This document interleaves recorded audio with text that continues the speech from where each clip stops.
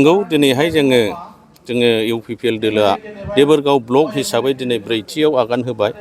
थांनाय 2015 मायथाइनिफ्राय जोङो जागायजेननानै बिदिनो बोसोरफ्रामबो जोङो खुंबोनो हायाखैबाबो जोङो दिनैहाय ब्रैथियाव आगान होबाय। दा बे कनभेनसननि गेजेरजों बे जथुम्मानि गेजेरजों जोंहा गोबांथार सावरायनाय जाबाय। दिनै जोङो फुंनिफ्रायनो जोङो 8:30 8:30 जोङो फिरफिला उरायहोदों आरो जोङो मुंख्लंफोरनि नामै जोङो आलारि बाथि सावदों। बिनि उननिफ्राय जोङो डेलिगेट सेसन जिरायबाय, फार्स्ट डेलिगेट सेसन। बे डेलिगेट सेसनाव जोङो मोनफ्रोमबो प्राइमारिफोरनिफ्राय जोङो रिपर्टखौ लादों।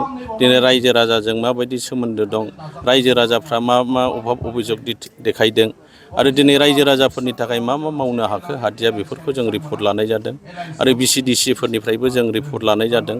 दा मोनफ्रोमबो जोंनि देबोरगाव ब्लकनि सिङाव थानाय 16टा प्राइमारि दं आरो 13टा बिसिडिसि। दा बिथांमोननिफ्राय जों रिपर्ट मोननाय मथेबा जों खोब मोजां रिजाल्टखौनो होदों। दिनै रायजो राजाफ्रा अनसायदों। दिनै इउपिपिएल दोलोनि दैदेनगिरिफोरखौ मोजाङै बरायदों आरो मोजाङैनो बिथांमोनहा अनसायनायखौ होबाय थादों। जोंबो बिनि गेजेरजोंनो जोङो मोनसे फोथायनाय लादों फैबाय थानाय समाव जोङो देबोरगाव ब्लक हिसाबै जोंनि इउपिपिएल दोलोआ स्ट्रं जालांसिगोन आरो दासिमावबो स्ट्रंखा जोङो खामानि मावगासिनो दङ। जोङो इउपिपिएल दोलो हिसाबै जोङो दिनैहाय जोंनि ब्लक कमिटियाव जों बिबान लानाया दिनैहाय 9 मास फुरा आबुं जाबाय। बे 9 मासनि गेजेराव जों गोबांथार खामानि मावलांबाय। बिदिनो जोङो रायजो राजाफोरनि थाखाय बिदिनो माखासे फिसा फिसा अनसुंथाइखौबो होबोबाय। बिनि गेजेरजोंनो आरो सरखारनिफ्राय जे आसनिफोर फैदों बेफोरखौ जोङो नोजोर होनानै मावबोबाय थादों आरो बेबायदिनो रायजो राजानि गांनाय उखैनाय अभाब अभियोगाव जों हेफाजाब होबाय थादों।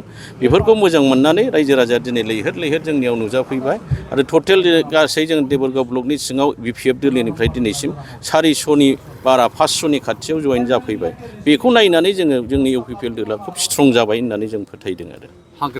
दा बेफोरखौ माखासे खोथाफोर दङ मिडियानि सिगांफ्राव जे जिनिसखौ खोथाखौ बुंजोबजाया, खिन्थु जोङो बे प्लेन पलिसिफ्रा जोंनाव दंसै। खिन्थु जोङो सिङाव हाबनानै जों जे खामानि मावदों बिथांमोनखौ बे खोथाफोरखौ जे खामानिफोरखौ जों मिडियानि सिङाव बुङाब्लाबो मोजां जागोन होननानै आं सानो।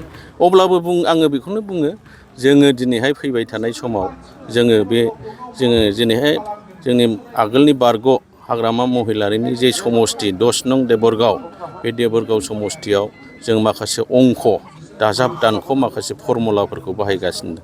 बबे समस्तियाव बिसिबां पारसेन्टमोन बिसिनि बिपिएफनि सापर्टारा, बबे प्राइमारियाव जोंनि सापर्टारा बेसेबां, बे अंखखौ जों खालामगासिनो दङ।